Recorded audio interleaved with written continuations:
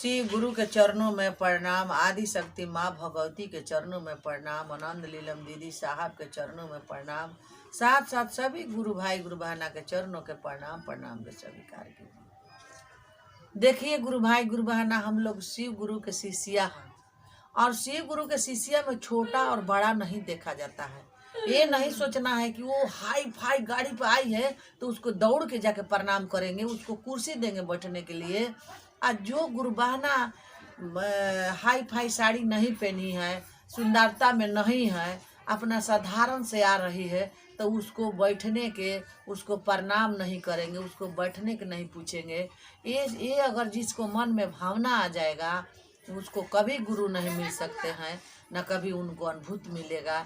देखिए हम लोग शिव गुरु के शिष्या हैं और हमारे साहब ने कच्चे धागा के नाता में सब कोई के जोड़ दिए हैं। बड़ा छोटा जात पात के भेदभाव नहीं लाए हैं, सबको जोड़े हैं।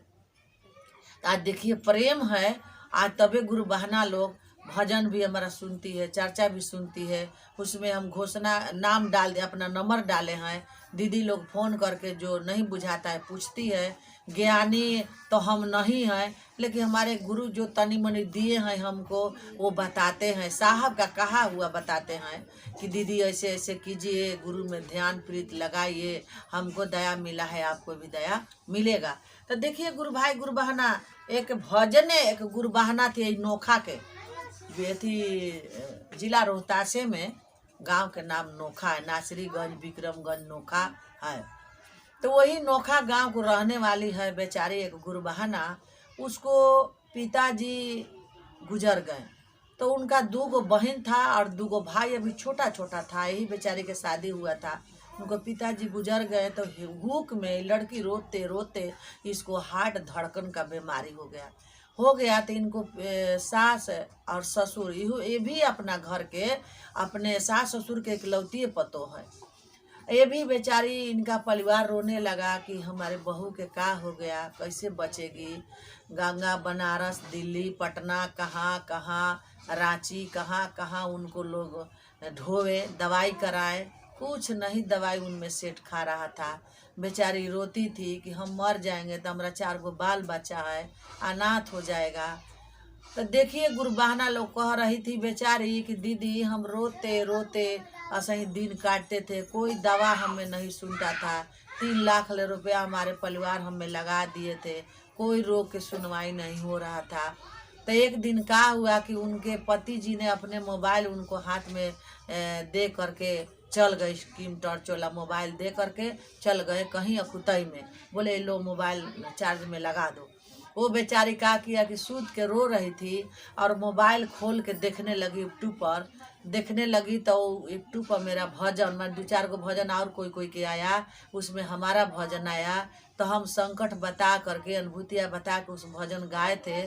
उसी भजन बेचारी सुनते सुनते उसको आँख से आंसू टपकने लगा और बोली कि हे शिव गुरु, जब इस दीदी को दया मिला है तबे न दीदी यूट्यूब पर चर्चा करके डाली है और सुने में हमारा बुझाता है कि सुनने में आधा दुख दूर हो गया।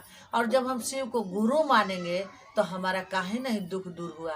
का किया कि गुरु बहना भजन सुनते सुनते और चर्चा सुनते सुनते का किया कि उठ के महादेव के तस्वीर घर में लगाया हुआ था और जाके उस महादेव के तस्वीर के सामने मुड़ी पटक पटक रोने लगी।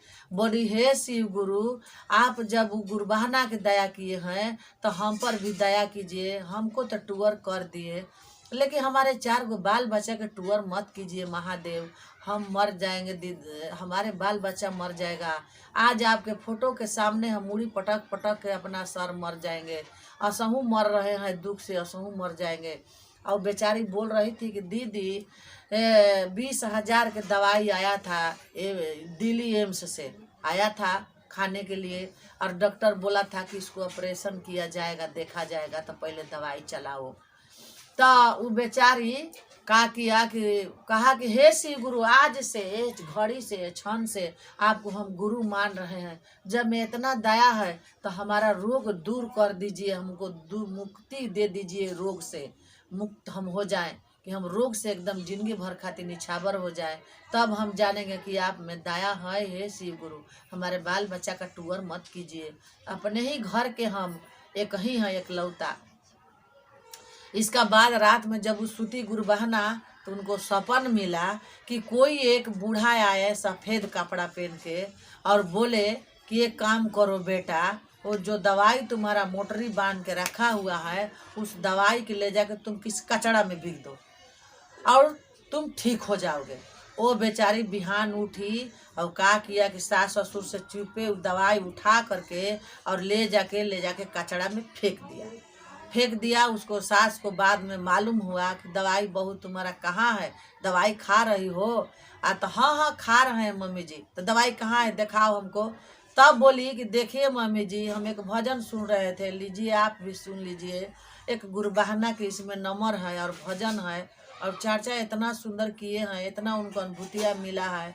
उस हम चर्चा भजन सुन के हमको दिल में धस गया और हमको मन में व्यापा कि दवाई फेंक दे और हम शिव को गुरु मान ले। हम मान गए मम्मी जी, आप लोग भी मान लीजिए। और देखिए हम दवाई उठा के कचड़ा में फेंक दिए हैं। उनका सास का किए कि खींच के मारे दोनों व्यक्ति बाले बच्चे के अलगा कर दिए। बोले हम 3 लाख रुपया किसके लिए लगाएं, अब जाओ तुम मरोगी और चाहे जियोगी, अब हम न तुमको खर्चा बर्चा कुछ नहीं देंगे। उनका पति का नौकरी नहीं था, बेचारी को उस समय नौकरी भी धोखा दे दिया था। वो बेचारी रोने लगी, धोने लगी कि देखिए मम्मी जी मेरा बात समझिए। फिर उनको दया लगा, एक दिन फरका कर दिए, दूसरा दिन फिर उनको 4 दिन के बाद एक में कर लिए। उस दिन से वो बेचारी बिल्कुल ठीक है। कहाँ गया उसको हार्ट, कहाँ गया धड़कन, कहाँ गया उसको कैंसर, कुछ उनको बीमारी नहीं कबरा, बिल्कुल ठीक हो गया। गए डॉक्टरी में, बोला डॉक्टर कुछ नहीं है तुमको, बिल्कुल तुम ठीक है। वो बेचारी फ़ोन करके हमसे रो रो के बात बताने लगी कि दीदी आपका भजन हमको नया जीवन दे दिया। हम भजन सुने तो हमारा दिल में इतना धंसा कि बुझाया कि कोई बोला कि तुम भी शिव को गुरु मान लो, तुम्हारा दुख दूर हो जाएगा। हम उसी क्षण शिव को गुरु मान लिए। दीदी आप हमको घोषणा कर दीजिए, मेरा पूरा परिवार सदस्य का घोषणा कर दीजिए। देखिए भैया लोग बेचारे हमसे फ़ोन पर बात किए, सब बात बताएं अपना अनुभूतियाँ। हम उसका सारी परिवार का घोषणा किए, अपने मम्मी को, अपने भाई को, अपने बहन को घोषणा कराई। और देखिए कितना गुरु के दया है, हमेशा बात कर कर के बेचारी अपना सुख शांति समझाती है। तो देखिए आप लोग भी भैया शिव को गुरु मान लीजिए। शिव गुरु में बड़ी दया है, बड़ी अनुभूतियाँ है। मानिएगा तब, नहीं मानिएगा तो उसके लिए कुछ नहीं है। अगर जहर महादेव के दया होगा, अगर विश्वास करके आप जहर भी खा जा सकते हैं, तो वहाँ महादेव का अगर दया होगा तो जहर अमृत हो जाएगा। मीरा के भजन लोग सुनता है तो मीरा उतने दीवानी थी भगवान में, तो मीरा ने उनको बचाए और इतिहास रामायण में उनका नाम निकला। तो देखिए हम लोग भी एक नारी हैं, आप लोग भी एक पुरुष हैं। भैया बहनी आप लोग भी उतना मन तन लगाएंगे तो हरेंद्रा भैया के कुछ तो नज़दीकी आप लोग जा सकते हैं, उतना कीजिएगा तब। और लीलम दीदी के जितना लीलम दीदी स्वयं देवी से पुजा रही हैं, अगर गुरु बहना लोग सच्चाई से अपना भक्ति करेंगे, सच्चाई से अपना गुरु के कार्य करेंगे, उनमें लीन रहेंगे, तो दीदी के नज़दीक गुरु बहना भी लोग जा सकती हैं। लेकिन उतना करेंगे हम और आप, तब लीलम बन सकती हो, ना तो कोई नहीं लीलम बन सकता है। और ये हो सकता है कि गुरु के दया मिलेगा, हम लोग का दुख दलिदर कट सकता है। तो इतने कह करके ये वाणी अपने गुरु के चरणों में मैं रखती हूँ और गुरु के कोटि कोटि प्रणाम करती हूँ। साहब दीदी के चरणों के कोटि कोटि प्रणाम करती हूँ। सभी गुरु भाई गुरु बहना के चरणों के प्रणाम करती हूँ। प्रणाम के स्वीकार कीजिए और यही वाणी अपने गुरु में के चरणों में मैं रखती हूँ। चर्चा यही समाप्त करती हूँ।